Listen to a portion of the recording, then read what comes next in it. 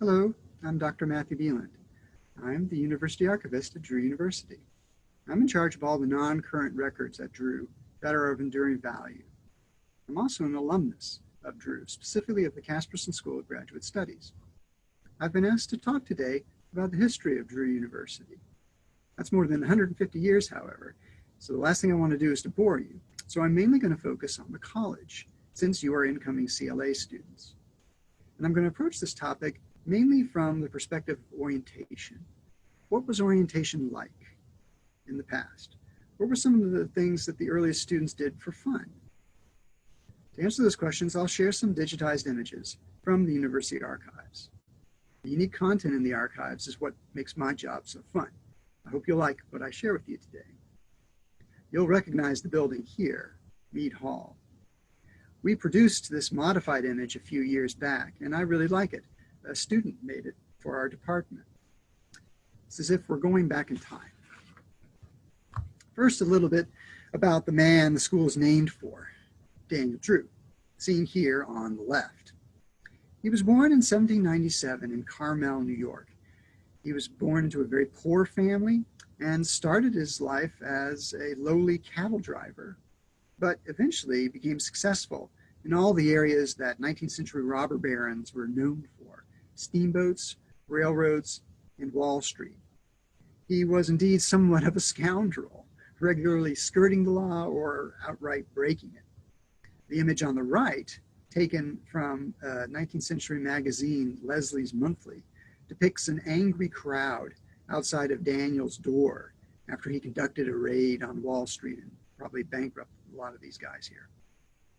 However, he wasn't entirely all that bad. As a teenager, he had converted to Methodism, and throughout his life, he periodically gave his riches to the church. In 1866, which was the centenary of the Methodist Church in the United States, Drew pledged $500,000 to found Drew Theological Seminary. No other school at the time, even Harvard, had ever received a single gift of that size. And the school came to Drew in Madison, New Jersey. If you want an interesting snapshot of what the the seminary looked like in the early 20th century, go to YouTube and search for Drew Theological Seminary, 1925. You'll come across a 16-minute silent film that the Methodist Episcopal Church produced in an effort to attract students to the seminary. And it's a lovely depiction of what the campus looked like just before the college opened. But let's leave the seminary to the theologians for now and focus on the origins and founding of your school, the College of Liberal Arts. To do that, we really have to begin with Leonard D. and Arthur J. Baldwin, seen here. You can see paintings of them when you walk into the college building in the main foyer underneath the clock and the spire. Leonard is the slimmer one of the two. I like to think of a slim L. And Arthur is a little more plump. I like to think of a capital A. It helps me remember the two of them.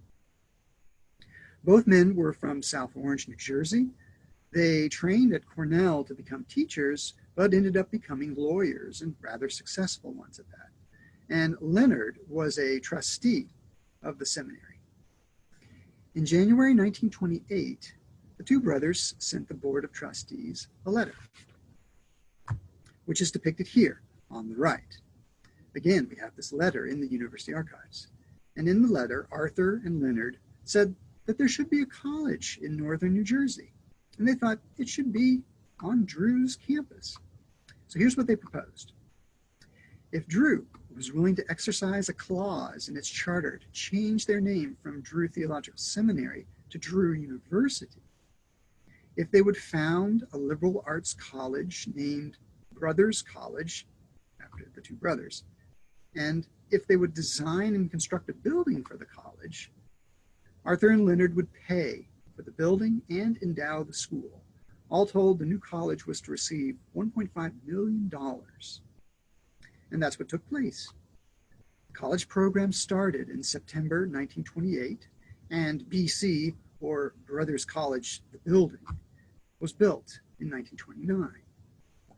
We now, of course, call your school the College of Liberal Arts, but you can still see vestiges of Brothers College, such as the plaque that is outside the main entrance to the building.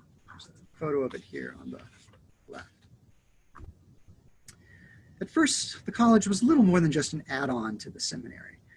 They didn't have their own building in 1928. College classes were held elsewhere on campus. The picture on the left here was taken early in 1929 at the groundbreaking for the college building. Here you see Arthur, you see Leonard, and 12 of the first class of undergraduates at Drew. That's a giant crane behind them, by the way. And in the background in the photo, you can barely make out Mead Hall. However, it didn't take long for the undergraduates to start forming their own identity. Evidence for this comes from the students themselves, including this fellow here on the right in the lineup. He's got a black suit on and a white handkerchief. His name was Misak Radichian. Misak kept a scrapbook of his years at Drew, which the University Archives recently acquired. And in it, he talks about a most interesting tradition.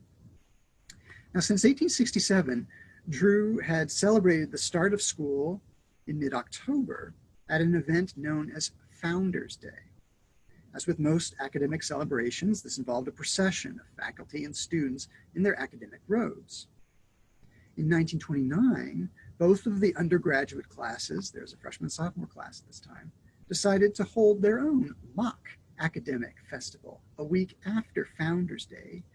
They called it Bounders Day.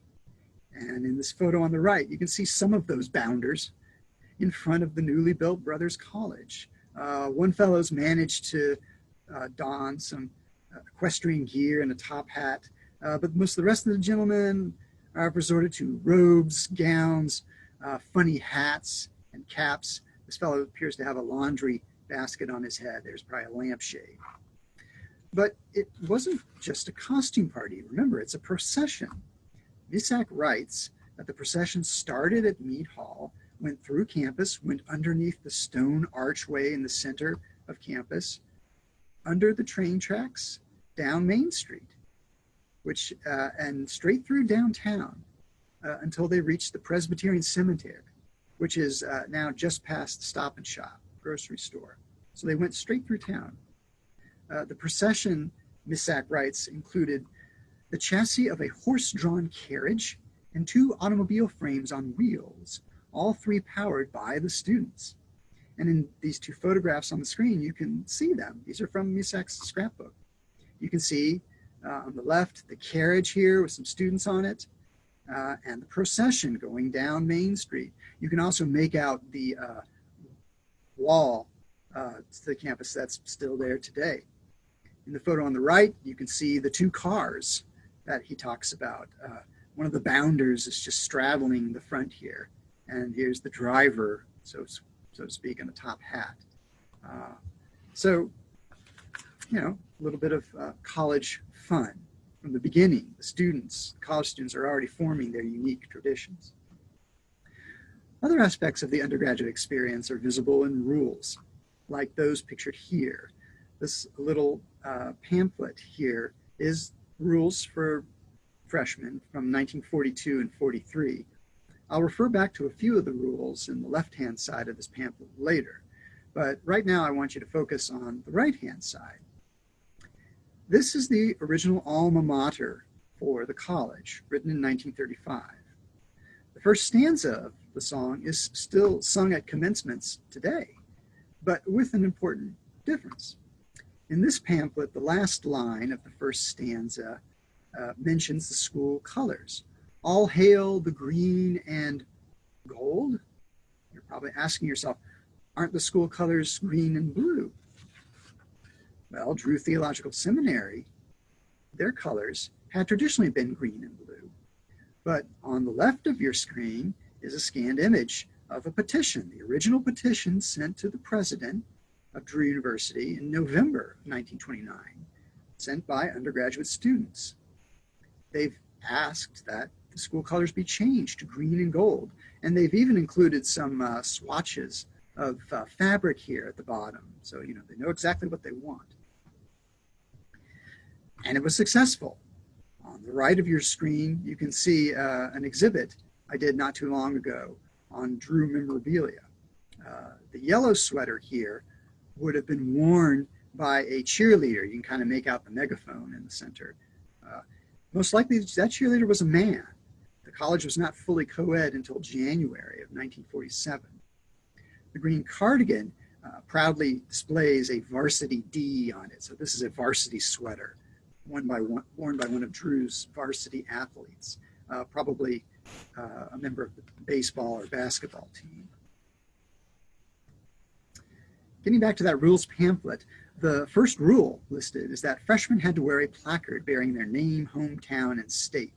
Well, we have an example of that here, which is in the university archives. Again, we're lucky that we've even been able to preserve the string. Notice the person's name, where they're from, their class. Notice the green and gold colors again, so we're still in those school colors. On the right is a picture of students from the class of 1957. They've got their placards, you can make that out, and they're with a faculty member here. And you'll note that each of them are wearing the same kind of cap. This little cap is commonly known as the dink. The second rule in that 1942 rules pamphlet stated that a freshman had to wear his cap as a necessary part of his apparel for the duration of the freshman year. Can you imagine having to wear this every day while you were on campus? I don't know offhand how long that rule was enforced, but we do know from photographic evidence that the dink was part of the freshman and orientation experience until the late 1960s. On the right here, you see a photograph from orientation from 1965. The students are sitting on the lawn in front of Brothers College. You can make out the Rose Memorial Library and Mead Hall in the far background.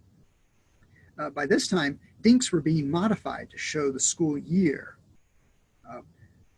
Where you see the yellow D, there in the photo is a 6 and a 9 flanking that D. So it's the class of 1969. Therefore, I interpret this to be a photo taken in 1965. And so everybody's sporting their little dinks, and this lady here has her placard too. There's one more orientation item I'd like to share with you. What you see here looks like a yearbook, but it isn't. This is a personal identification guide, commonly known at Drew at least as the pig book. The portraits you see here are high school senior pictures. Each person's high school, hometown, and proposed major are also listed. These were given to incoming students so that they could learn to recognize one another and form bonds based on hometown or what their initial academic interests were. If you went to a party and you don't remember somebody's name, look at the pig book. All kinds of colleges had these sorts of things. This one's from 1997. In 2003, an Ivy League student who was frustrated that his college didn't have an online version of this sort of thing decided to make his own. Yes, I'm talking about Harvard's Mark Zuckerberg. I'm talking about Facebook. You no doubt probably learned most about what you know about Drew online and probably through social media. It seems hard to imagine any other way.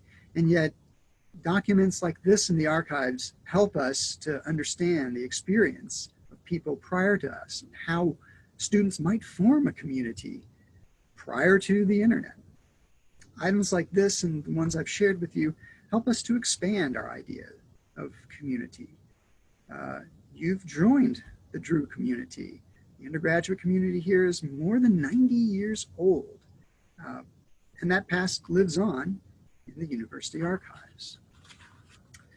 So, if you're at all interested in any of the items I've shared with you today or in just the general history of Drew, feel free to reach out to me at archives@drew.edu. Welcome to Drew.